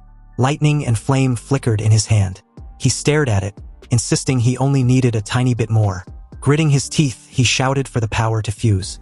Lightning and fire wrapped around his arms as he forced the energies together. A bright flame exploded in his palm. After trying all night, he finally succeeded. He looked at the flame with relief. Straightening his clothes, he decided it was time to go out and test the power. At Star City's Citizen Martial Arts Square, a large plaza with a clock tower, training robots stood ready. Su Hong stood before a spider-shaped combat tester. He noted that he had switched to a tier 3 tester, hoping this one wouldn't break. Remembering that 50% power reached 3,000 previously, he decided to try 30% power first. He struck with his glowing fist. The result went above 2,300. He was surprised. At 30% strength, it should have been around 1,800, but it had increased by 500. He looked at the lightning in his hand. The power of thunder alone was already very strong. Then he clenched his hand to aim. He wondered how strong the fused thunder and fire would be. He then released the combined force. His punch smashed into the tester with overwhelming speed and power. The screen flashed 3041. Su Hong stared in surprise. It was far higher than expected. He muttered in shock, wondering how it passed 3,000. Rubbing his hands beside the damaged tester, he realized that 30% of his fused power already surpassed a tier 1 high-stage martial artist. He glanced at his status and sighed. His vitality was only 123, making the result even more terrifying. If the power was this strong with 2 attributes, what kind of strength would he have fusing all 7? The thought filled him with excitement. Watching the flames and lightning in his hand, he smiled. He decided to try fusing 3 attributes next time. Later, he lay flat on the rooftop, exhausted, shirtless and sweating. He breathed heavily as small lights floated around. Fusing 2 attributes was hard, but fusing 3 felt much harder. He had rearranged all 7 patterns repeatedly, but made no progress. Still, he imagined the power if he succeeded. He checked the system, wondering if leveling up his techniques would help. The screen listed his level 1 techniques like thunder, flame, and water. He remembered the monthly exam was tomorrow, and he needed to earn martial value. The next day, students gathered at Star City No. 1 High School. The principal walked onto the stage. The principal announced this exam was different. Due to frontline pressure, a special training camp would now be held yearly to select geniuses. He explained the camp had resources like powerful arts, rare pills, and grandmaster instructors. The top 3 students in the exam would join the Star City training camp. The students became excited, shouting about the genius training camp. Others were shocked that a Tier 7 grandmaster might teach, since their principal was only Tier 3. Su Hong stared ahead tiredly. President Wu had said if he got first place, she would give him a spot. But didn't the top 3 all receive spots anyway? A friend told Su Hong that Chun Shan and Li Tu were now Tier 1 martial artists, and others had learned Thunder Rush Fist. Su Hong looked confused. He had only missed 10 days, yet they had already broken through. He explained that the principal asked instructor Chin Tian to give private lessons. Now Chun Shan and Li Tu's vitality exceeded 100, and their Thunder Rush Fist could echo 3 times. Suddenly, Chun Shan and Li Tu walked forward. One said he wanted everyone to know who the real genius was. The other replied that he hoped he would stay confident after being beaten down. As the principal left the stage, instructor Chen Tian asked if he found the genius who used the 9 Echoes Thunder Rush Fist. Principal Li said he searched everywhere but didn't think the person was from his school. While talking, they heard noise behind them and turned. A man in a black suit approached with 2 others.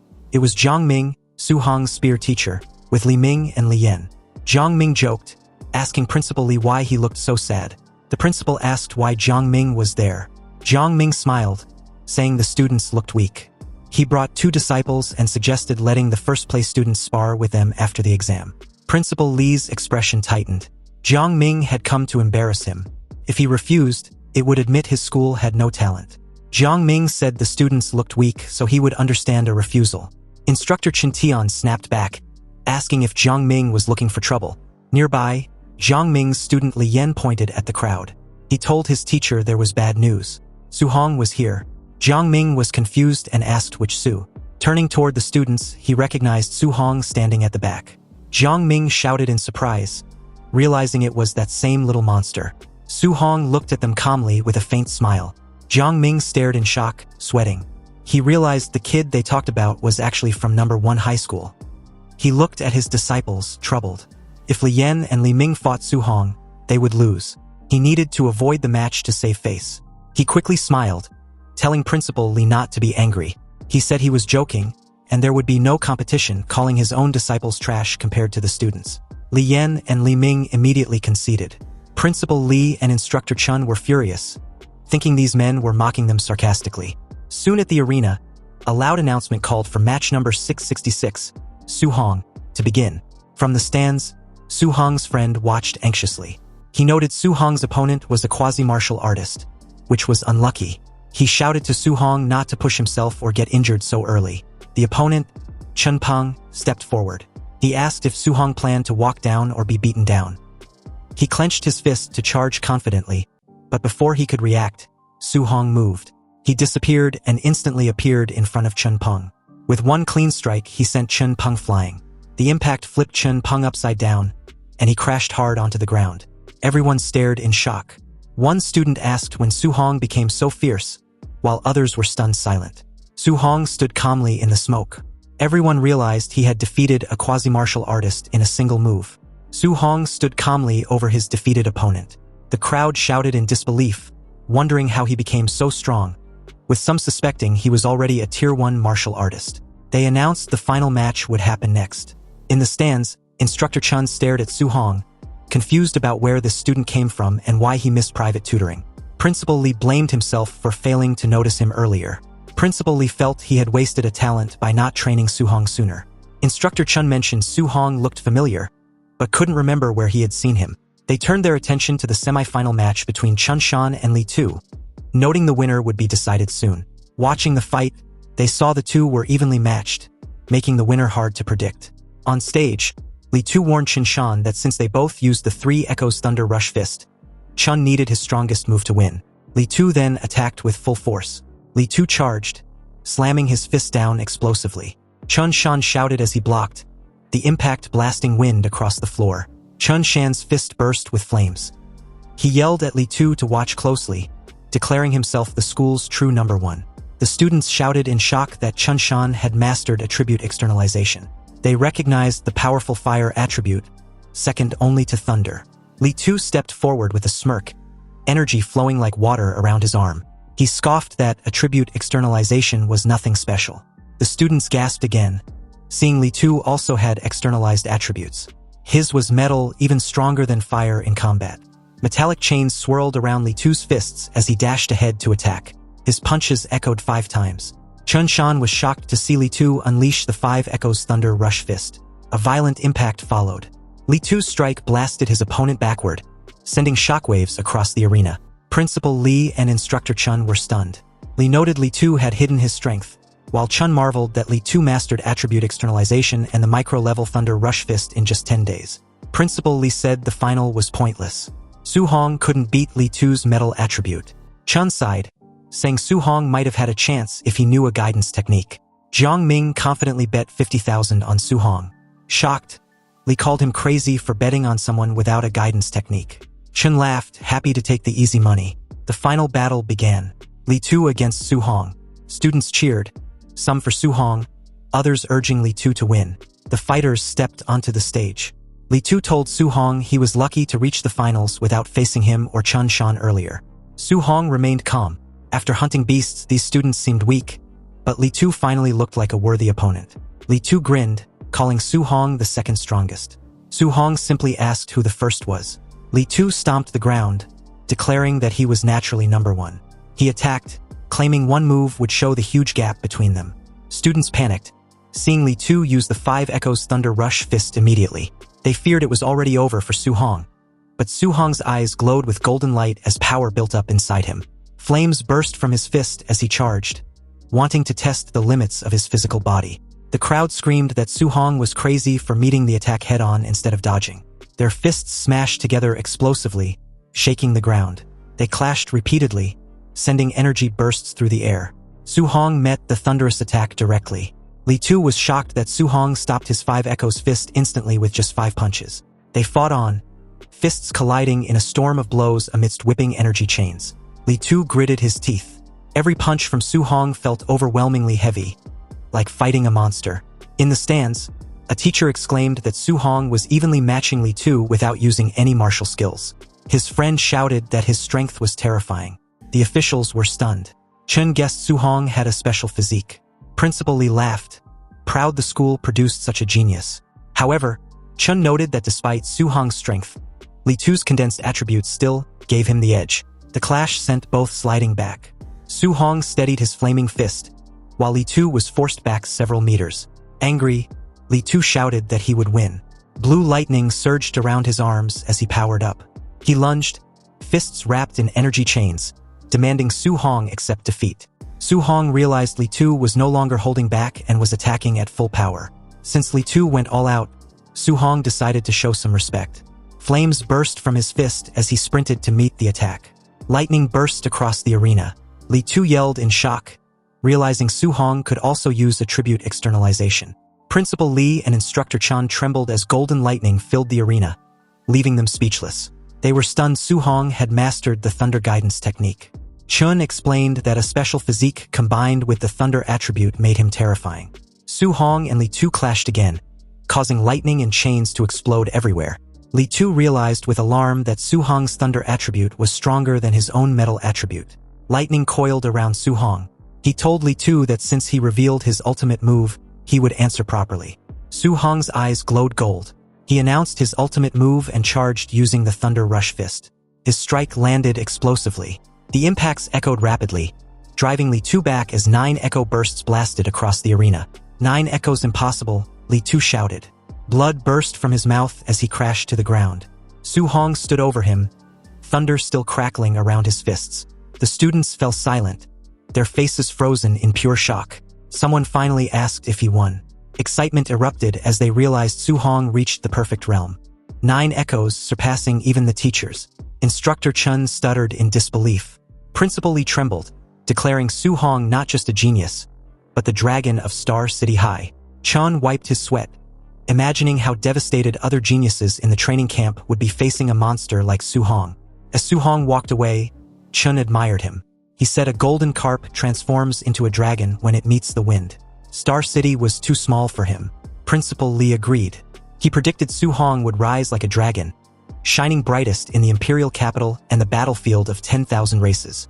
Anyway, Su Hong heads back home where his uncle had just finished making a simple dinner. He immediately asked how the exam went. With a grin, Su Hong said he'd taken first place in the monthly exam. His uncle stared at him for a second, then burst out in excitement. They were still celebrating when loud knocking suddenly hit the door. A woman's sharp voice came from the hallway, asking if this was Su Hong's home. Su Hong opened the door, confused. His uncle and aunt stood just behind him, peeking out cautiously. Outside stood a well-dressed woman covered in expensive jewelry. She introduced herself as Lin Nan's mother. She explained that only the top 3 students could enter the training camp. Her son had ranked 4th. Then she got straight to the point. She wanted Su Hong to give up his spot. She calmly pulled out a stack of cash and said she was offering 30,000 if he stepped aside. Su Hong and his family just looked at her. No one reached for the money. They looked more confused than tempted. When she saw that the cash wasn't working, her tone changed. She said the training camp was brutal and that people could die there. She added that with their poor background, it would be smarter to quit early. Other students, she claimed, had high-grade pills and resources that Su Hong could never afford. Her words made his aunt uneasy. She asked Su Hong quietly if it was really that dangerous. His uncle rubbed her back, trying to calm her down. Then he turned to Su Hong and seriously asked if he could truly promise he'd be safe. Su Hong stepped forward and said clearly that he could guarantee his own safety. The woman let out a mocking laugh and asked the uncle if he actually believed a kid's promise. His uncle didn't hesitate. He said Su Hong was grown now, and there was no way he'd trust a stranger over his own family. The door shut behind her. From the hallway, she shouted that they were just waiting to get eliminated at camp. Inside, things slowly settled. His uncle asked Su Hong if he had hidden how dangerous the camp was. Su Hong told them it wasn't a big deal and that he could handle it. His uncle gave him a big thumbs up. He admitted he was just an ordinary man, but if Su Hong had the courage to face something like this, then the family would back him all the way. Suddenly, his aunt smacked his uncle on the back, telling him to stop making it so dramatic. She said they didn't care about rankings or glory. They just wanted Su Hong safe. Su Hong nodded with a warm smile, hearing that made him feel lighter. Later that night, he stood alone on the rooftop looking over the city lights. He knew that even though his uncle and aunt said they supported him, they were still worried. He quietly promised himself he wouldn't let them down. If he wanted to protect their new life, he had to get stronger. He opened his system interface. He had gained 285 martial value points from the monthly exam, but it didn't feel like enough. His mortal body stat was at 36.1%. Thinking about the powerful geniuses at the training camp, he decided to focus on strengthening his body first. He started adding points to the mortal body stat. A red glow surrounded him as the percentage slowly climbed. When it stopped, steam rose from his body. His mortal body had reached 64.6%, still far from 100%. He wondered what kind of special physique he would unlock once it was complete. Then he noticed something unexpected. Both his Thunder Guidance Technique and Heavenly Flame Guidance Technique had quietly advanced to level 2. He realized he'd only practiced them casually for a few days. Maybe there weren't any special requirements. Maybe steady practice alone was enough. Curious, he decided to try leveling them again right away. Lightning gathered in one hand. Flames burned in the other. He focused and began training through the night. By dawn, sunlight spread across the skyscrapers. Su Hong opened his eyes after a full night of cultivation. Fire and electricity swirled faintly around him. A notification appeared. Both techniques had successfully advanced to level 3. He checked his stats. His vitality had increased by 3 points, reaching 126. His mortal body remained at 64.6% and his martial value points were completely used up. Later that morning, he stood outside the apartment building with his weapon over his shoulder, ready to leave for the training camp. His aunt looked at him anxiously and told him to stay safe. She added that if things didn't go well, he could always come home. His uncle quickly told her not to say things like that. He waved at Su Hong enthusiastically and told him to go win another first place. Su Hong smiled, agreed, and started walking down the quiet street. Once he was a distance away, his uncle's brave front faded. He stood there shaking slightly as he watched Su Hong leave. Tears streamed down his face. His aunt teased him, asking if he wasn't just as worried as she was. He admitted he was. He said he just didn't want Su Hong to carry their fear with him. Meanwhile, As Su Hong walked down the street, his senses picked up movement. A red sports car suddenly turned the corner and stopped sharply beside him. The window rolled down. President Wu Lingxian sat inside, wearing sunglasses. She told him to get in. Soon they were racing down the highway. Su Hong asked why she had come to pick him up personally. Without taking her eyes off the road, she said she had a few important reminders about the training camp. As president, she knew the details about the other participants. She told him that a few students were already Tier 1 high-stage martial artists and were close to Tier 2. Their martial skills were at least B-ranked. Su Hong listened calmly. He knew Tier 2 required 200 vitality points, which was a big gap from where he stood. Still, he wasn't worried. Even if they had B-rank skills, his system would let him learn high-level techniques quickly. Wu Lingxian continued, saying that while his talent was the best she'd ever seen, he lacked the resources those wealthy students had. She added that even if he failed at camp, he shouldn't feel discouraged. Surpassing them would just be a matter of time. Su Hong thanked her sincerely and called her sister Wu. She glanced at him briefly. Even after hearing about the gap between him and the others, he remained completely calm. She figured his mindset wouldn't be a problem at all. A while later, a black van drove through the treacherous curvy road of the Tianlin mountain range. Inside the vehicle, Li Tu and Chen Shan were in shock after realizing that the training camp was set in a place where ferocious beasts gather in droves. Principal Li calmly assures him not to worry, explaining that the entire camp was overseen by grandmasters, so there was no life-threatening danger. Meanwhile, Su Hong, deep in thoughts, was fully aware that the Tianlin mountain range stretches across multiple cities, including Star City and Yang City. Spiritual energy was dense there, and ferocious beasts were everywhere.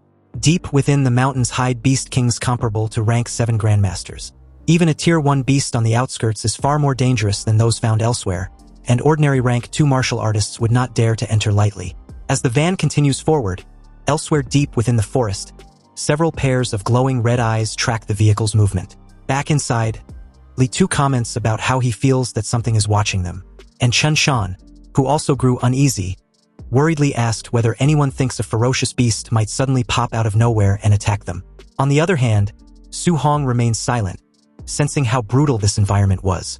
He understands that the training camp's competition will just be as brutal as the beasts slaughtering each other. A small smile tugged on his lips as he realizes he actually enjoys this kind of atmosphere. The van soon arrived at a fenced camp where dozens of students have already gathered. After getting out, Chen Shan wonders aloud how strong the other participants might be.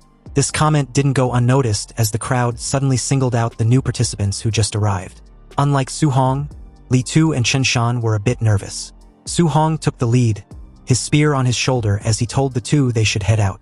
But an official calmly stops them in their tracks, before informing them they needed to wait until all participants arrive before the entrance assessment begins. Hearing about an assessment, Su Hong watches as several luxury cars drove into the camp, and among them, one had a very distinct red color. As they all came to a screeching halt, the 3 students of the big families got out, and all the attention quickly shifted to them. Xiao Nan, known as a spirit master, appears alongside Lin Xinghe of the Lin family, who was rumored to be close to Tier 2. At the front stands the city lord's son, Wang Tiantuo, often called the barbarian god. He possesses a special physique and extremely high fire attribute compatibility. Anyway, as the 3 aura farmed for the crowd, Su Hong studied them quietly, wondering if these are the top geniuses Wu Lingxian mentioned. A faint smile crosses his face as he waits to see what they can really do. The official steps forward and announces the rules. The training camp lies 30 kilometers deep within the Tianlin mountain range. Certain ferocious beasts carry special tokens inside their bodies, and only those who obtain a token can enter the camp. Everyone has 8 hours to reach the destination. Whispers spread through the crowd. Going that deep within the mountain range means encountering powerful beasts, and if something goes wrong, people could die. While many grow uneasy, Su Hong stays calm. In his view, 8 hours is more than enough time to hunt extra beasts and earn martial value. When someone asks what happens if they run into beasts far beyond their level, the official replies that they should consider themselves unlucky and eliminated, though rescue will eventually come. Complaints immediately erupt with students arguing that the rules are unfair and depend too much on luck. The official's expression turns cold as he reminds them that the world is not a game of house. On the all-heavens battlefield, a stronger expert could kill them instantly, and no one would listen to protests. If they want to survive, they must act carefully. Overpowering the weak and winning through numbers are realities of the battlefield. A student in formal attire mocks the protesters, calling them trash who should quit early. An angry participant points at him and challenges him to repeat it. The guy had no problem calling him a coward and even threatening to cripple him. The official interrupts and makes it clear that violence is forbidden inside the camp itself. But once they enter the mountains, there will be no interference. Snatching tokens or settling grudges is entirely up to them. The two hostile students continue glaring at each other. Watching all this, Su-hong quickly realizes that the camp is designed to push participants into fighting. By his estimate, more than half of them will be eliminated under these rules. Another thought surfaces in his mind. Fighting these students could bring him a huge amount of martial value. The official checks his timer, which lets out a loud beep, then announces the start of the assessment, ordering everyone to move out. The students rush forward in a chaotic wave, disappearing into the dense forest of the Tianlin mountain range. Not far inside the woods, the rivalry between the guy in a suit and his challenger finally explodes. The guy in a suit mocks his opponent and tells him to come over if he wants to be sent packing. His opponent, burning with anger, shouts that if he wants to be eliminated so badly, he will grant his wish. He rushes forward with a flaming fist and yells that he is finished. The guy in a suit answers with a punch wrapped in cold blue energy. The two forces crash into each other, triggering a violent burst of light and wind that rips through the surroundings. Then a rapid exchange follows as blue energy surges repeatedly, gradually overpowering the flames in a string of heavy impacts. High above on a thick tree branch, Su-hong stands quietly, watching the fight unfold. He had wanted to witness the strength of these so-called geniuses for himself, but what he sees leaves him disappointed. The clash is flashy yet far from impressive. In his mind, even if he defeats them, the martial value gained would be minimal. After a brief glance, he turns away, planning to hunt stronger ferocious beasts instead.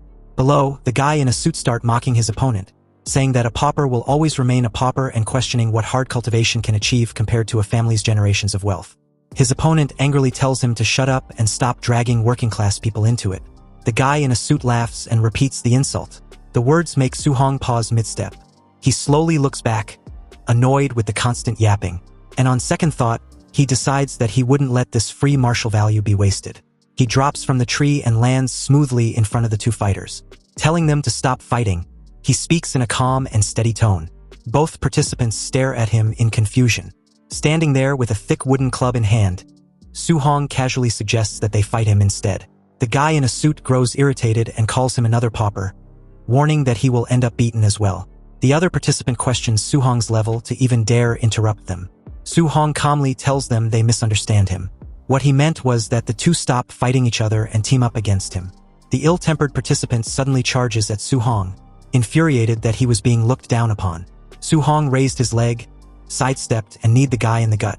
The poor bastard gasped in pain, his widened eyes highlighting his disbelief as he got trashed across the small space like a bullet, crashing into a tree. His opponent in a suit watched in utter speechlessness, unable to comprehend how it was even possible. The guy's strength was on par with his, yet he lost in a single move, meaning his defeat was also certain. He turned sharply in Su-hong's direction and immediately noticed his impressive footwork. It was fast, and with his wooden club inches across his face, there was no dodging as he too got knocked out with a single brutal strike. He lost consciousness before he even hits the ground. Su-hong towered them with his club resting on his shoulder, commenting that this was exactly what happens when people look down on ordinary cultivators. Elsewhere, inside a monitoring room, the staff watched everything on a huge digital screen. One guy pointed at the display and asked where Su-hong had come from. He showed up in the middle of a heated duel and knocked out both guys. Another asked if the two unconscious participants on the ground counted as eliminated. Their supervisor explained that they did not. Since neither of them had asked for rescue yet, the test would keep going. Back in the forest, the cultivator in the suit slowly woke up. He held his aching face and noticed the other fighter sitting nearby. Instantly, he pushed himself backward and yelled for the man to stay away. Then he looked toward the direction Su-hong had left and cursed that guy, saying he would definitely take revenge later. The short-haired fighter also sat up, looking annoyed. He said the loss only happened because he had underestimated the opponent. In his opinion, losing to a kid like that simply didn't make sense. For a while, the two former rivals sat quietly, staring at each other. Eventually, the short-haired fighter spoke first. He apologized for what he had said earlier and admitted the other man was actually strong. The cultivator in the suit responded the same way. He said the short-haired fighter also had impressive strength and apologized for mocking him earlier. After sharing the same embarrassing defeat, the two of them shook hands. Soon they were standing with their arms around each other's shoulders, calling themselves brothers. They quickly came up with a plan for revenge. The abandoned wooden club nearby would be perfect for giving that kid a few solid hits to release their anger. Meanwhile, Su Hong ran through the forest at high speed. Suddenly, he stopped when a group of Tier 1 initial stage giant-toothed wild boars rushed out from the bushes. Seeing them again, Su Hong muttered that he had run into another pack. He wondered how many of these creatures he had already seen in the Tianlin mountain range. The boars charged toward him with heavy pounding steps. Su Hong's eyes flashed with a golden light as he launched his Thunder Rush fist, 9 echoes sending yellow lightning bursting forward. The attack cut through the group in a massive golden blast of energy.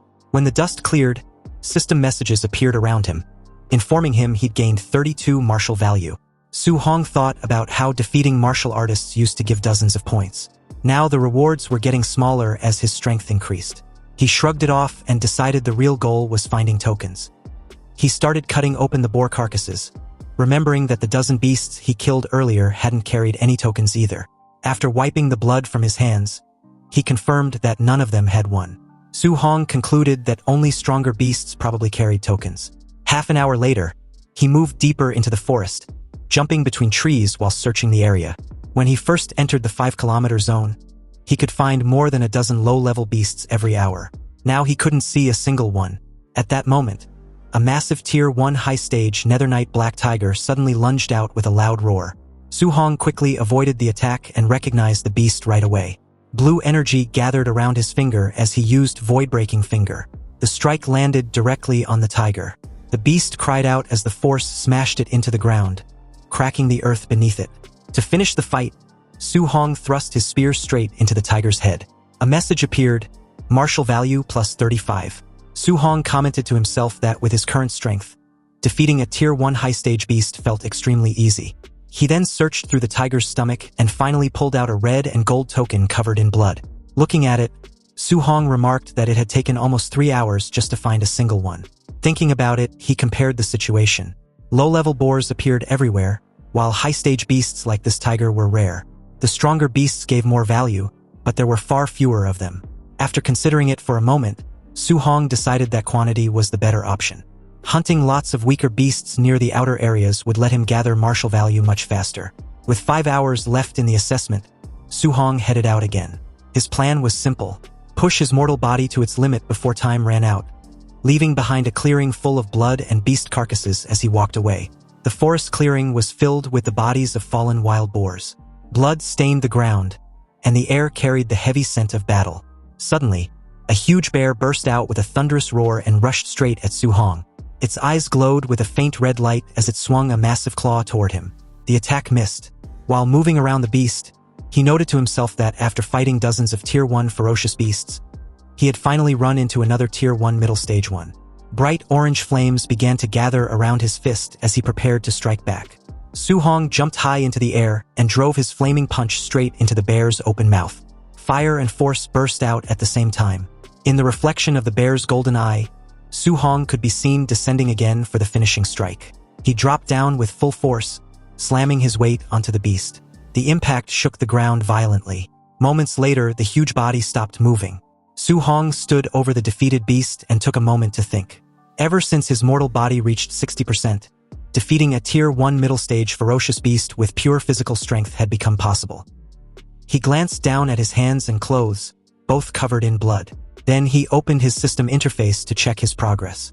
After calculating the numbers, Su Hong noted that he had already gained 254 martial value points. He still needed a little more than 100 points to fully max out his mortal body. Looking at the remaining time, Su Hong saw that over 3 hours were still left in the assessment. He picked up his spear, ready to continue hunting and gather enough martial value. Right then, several thunder-like booms suddenly echoed across the forest.